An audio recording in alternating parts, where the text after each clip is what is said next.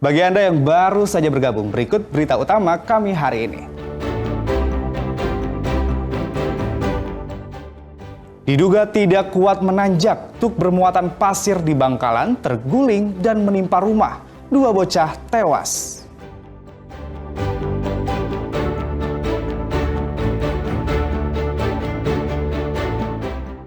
Sopir bus rombongan karyawan Rumah Sakit Bina Sehat Jember ditetapkan jadi tersangka kecelakaan maut.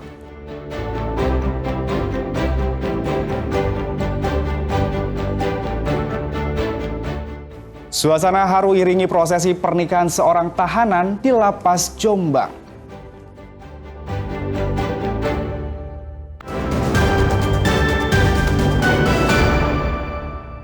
Dua bocah kakak beradik di Bangkalan meninggal usai rumahnya tertimpa truk bermuatan pasir. Kecelakaan maut itu diduga akibat truk kelebihan muatan dan tidak kuat menanjak sehingga terguling menimpa rumah korban.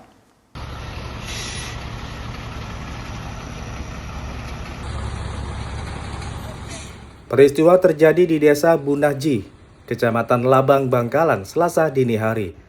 Truk bermuatan pasir ini terguling menimpa rumah korban DN 10 tahun dan adiknya KA 5 tahun. Kedua korban tewas usai tertimpa material tembok rumah dan pasir saat tertidur pulas. Sementara orang tua korban yang juga tidur di kamar itu tertimpa lemari yang roboh, namun masih bisa menahannya. Peristiwa bermula saat truk bermuatan pasir yang dikemudikan AA 50 tahun hendak mengantarkan muatan pasir di sekitar wilayah Labang. Menurut warga, truk tersebut biasa mengantarkan pasir di daerah itu. Namun saat peristiwa terjadi, diduga truk kelebihan muatan hingga tidak kuat menanjak di jalan yang menikung. Kendaraan besar itu akhirnya berjalan mundur dan terguling menimpa rumah. Anak-anak masih balita ya? Korbannya masih di bawah umur, 2 orang dan meninggal dunia. Kakak beradik? Bisa dikatakan korban ini satu keluarga. Ya, meninggal saat tidur di kamar, jadi truk tersebut menimpa bangunan rumahnya yang menyebabkan dia mungkin ketimpa bangunan rumah tersebut dan menyebabkan meninggal dunia. Untuk memastikan penyebab terjadinya kecelakaan, polisi langsung melakukan olah TKP dan penyelidikan di lokasi kejadian. Sementara sopir truk sudah dibawa ke kantor polisi untuk dimintai keterangan. Nia Karunia dan Sri Rama melaporkan dari Bangkalan.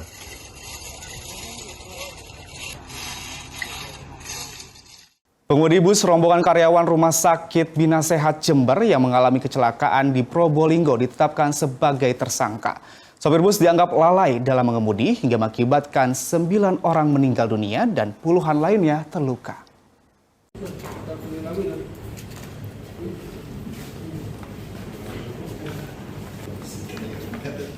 Pengemudi bus pariwisata Al-Bahri, warga Jember ditetapkan sebagai tersangka berdasarkan hasil penyelidikan dan penyidikan yang melibatkan Tim Traffic Accident Analysis atau TAA Polda Jawa Timur, serta Korlantas Mabes Polri yang dilakukan selama lebih sepekan pasca kejadian.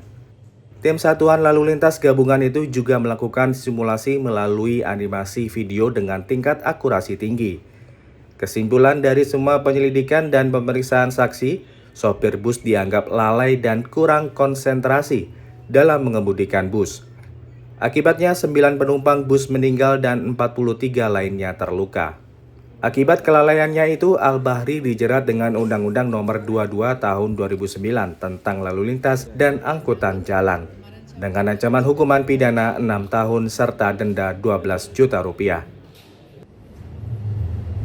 Adapun kami sampaikan di sini terkait dengan pemeriksaan dari tim TAA Polda Jatim bahwa bus atas nama KB kemudian saat ini sudah dilakukan penahanan di rutan Polres Probolinggo, yaitu yang bersangkutan terdapat kelalaian dan kurangnya sopir bus dalam menguasai tata cara mengemudi kendaraan bermotor, di mana sopir bus melakukan pengereman secara berulang-ulang sehingga mempengaruhi pada sistem rem yang mengakibatkan terjadinya kecelakaan lalu lintas dengan korban jiwa, luka Rombongan bus wisata karyawan dan keluarga Rumah Sakit Bina Sehat Jember mengalami kecelakaan di Jalan Raya Bromo, Desa Boto, Kecamatan Lumbang, Probolinggo, Minggu 14 September. Bus yang mengalami remblong menghantam tebing tanah pembatas jalan hingga rusak parah. Dan Ari Gafur dan Sri Rama melaporkan dari Probolinggo. Seorang warga binaan di Lembaga Permasyarakatan kelas 2B Jombang menggelar pernikahan. Suasana haru pun terlihat saat prosesi janji suci warga binaan dengan pujaan hatinya. Dengan membayar mas kawin uang 500.000 rupiah para Diva Octaviana binti Priyowati Susilo. Di balik statusnya sebagai tahanan titipan Kejaksaan Negeri Jombang dalam kasus penggelapan, Aris Zunaidi tetap bisa melaksanakan pernikahan dengan sang kekasih Farah Diba. Pernikahan berlangsung sederhana di Musola At-Taqwa di dalam komplek lapas. Hanya kerabat dekat kedua mempelai yang hadir tanpa tamu undangan lain, namun suasana tetap terasa khidmat. Pengantin pria memberi mas kawin berupa perhiasan dan sejumlah uang. Aris mengucapkan ijab kabul yang dipandu seorang penghulu, disaksikan kerabat serta petugas lapas. Meski terbatas, prosesi pernikahan tetap berjalan dengan penuh makna. Senyum dan doa dari keluarga mengiringi akad nikah yang sederhana ini. Pihak lapas memfasilitasi pernikahan ini karena setiap warga binaan berhak menjalankan haknya termasuk menikah. Usai melaksanakan prosesi pernikahan, sang mempelai pria dan istrinya harus kembali berpisah karena Aris harus tinggal di lapas menyelesaikan masa tahanan. Warga binaan tersebut dikirim di Lapas Jombang pada bulan Agustus 2025 dan prosesi akad nikah alhamdulillah berjalan dengan lancar dan dihadiri oleh seluruh anggota keluarga dan para saksi. Terjerat kasus apa sebelumnya, Pak? Untuk yang bersangkutan didakwa dalam perkara penggelapan. Momentum ini bisa menjadi awal yang baik bagi Aris agar tidak lagi mengulangi kesalahan setelah bebas nanti dan bisa menjalani rumah tangga dengan sang istri. Dwi Mujiarso dan Sri Rama melaporkan dari Jombang. Di tengah rusaknya hutan akibat pembalakan liar, ia mengakibatkan bencana banjir hingga longsor. Seorang warga pinggiran hutan di Jember yang dahulu menggantungkan hidup dari penebangan pohon secara ilegal, kini beralih menjadi pembudidaya jamur dan memanfaatkan limbah bongkol jagung.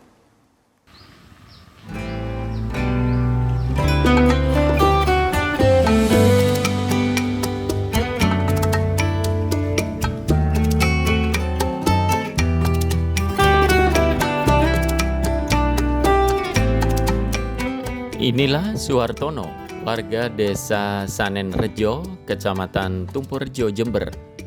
Sejak meninggalkan pekerjaan lama sebagai pelaku pembalakan liar pada tahun 2021, hidupnya berubah drastis. Pria parubaya ini kini setiap hari berkutat dengan media tanam jamur yang terbuat dari limbah bonggol jagung.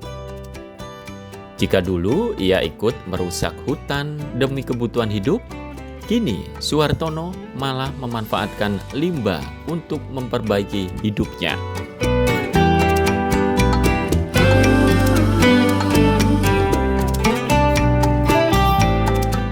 Bonggol jagung yang melimpah tak lagi dibuang sia-sia, namun digiling, dicampur bekatul dan bibit jamur, lalu diproses dengan cara sederhana. Hasilnya, setelah 5 minggu, dari satu boklok bisa menghasilkan hingga 5 ons jamur yang dipanen setiap 3 hari sekali. Di pasaran, jamur Suhartono laris dengan harga Rp16.000 per kilogram. Hitung-hitungan ekonomi nyata, usaha ini memberi keuntungan hingga Rp15 juta per bulan. Jumlah yang cukup untuk menghidupi keluarganya dan menyekolahkan anak-anaknya. Keputusan Suhartono untuk berhenti menebang pohon liar tak lepas dari keprihatinannya melihat hutan di desanya kian rusak dan menyebabkan bencana alam yang merugikan warga. Ya, saya sendiri mengakui memang pertama saya kerjanya itu legal logging, habis itu saya memang hitungnya menyerahkan diri, itu saya sudah bertaubat untuk berhenti untuk bikin budidaya jamur ini. Berapa lama Pak sempat kerja di hutan gitu? Oh, kalau di hutan lama, mulai mungkin ada 10 tahun lebih lah. Habis itu kita rasakan ternyata di hutan itu lambat laun itu sudah banyak yang kejadian longsor, gimana. Kita jadi merasakan sendiri, kita jadi ingin berhenti. Kalau kita dipaksa itu memang nggak mau. Nah, terus dari hati nurani sendiri memang. Kesan saya dengan teman-teman semuanya, harus kita mengikuti jalan saya lah, biar hutan itu tetap hijau.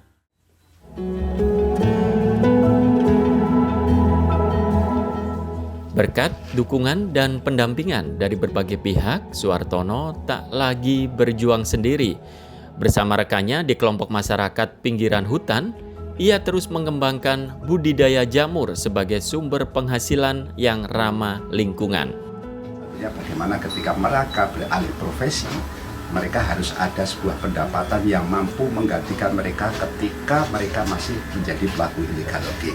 Salah satu inisiasinya itu adalah bagaimana mengefisienkan input itu dengan mensirkulerkan sebuah budidaya, usaha teknologi budidaya dari satu gaji yang mereka memperolehnya dengan biaya mahal, sulit, dan kita gantikan dengan penguasa. Dari merusak hutan, kini Suhartono berbenah diri melalui budidaya jamur. Perubahan hidup Suhartono menjadi bukti bahwa menjaga alam bisa sejalan dengan membangun ekonomi keluarga. Ada cahaya kecil dari pinggir hutan yang mengajarkan kita bahwa ketulusan untuk berubah dapat menumbuhkan kehidupan yang lebih baik.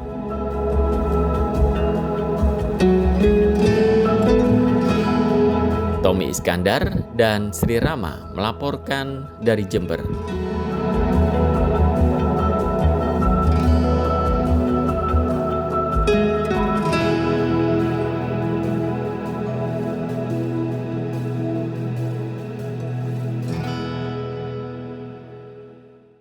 Ya, informasi tadi mengakhiri jumpa kita di Berita Jawa Timur. Jangan lupa pastikan Anda subscribe channel YouTube Liputan 6 SCTV Daerah. Atas nama rekan yang bertugas, saya Agi Kurniasandi mengucapkan terima kasih atas perhatian dan kebersamaan Anda. Selamat beraktivitas dan sampai jumpa.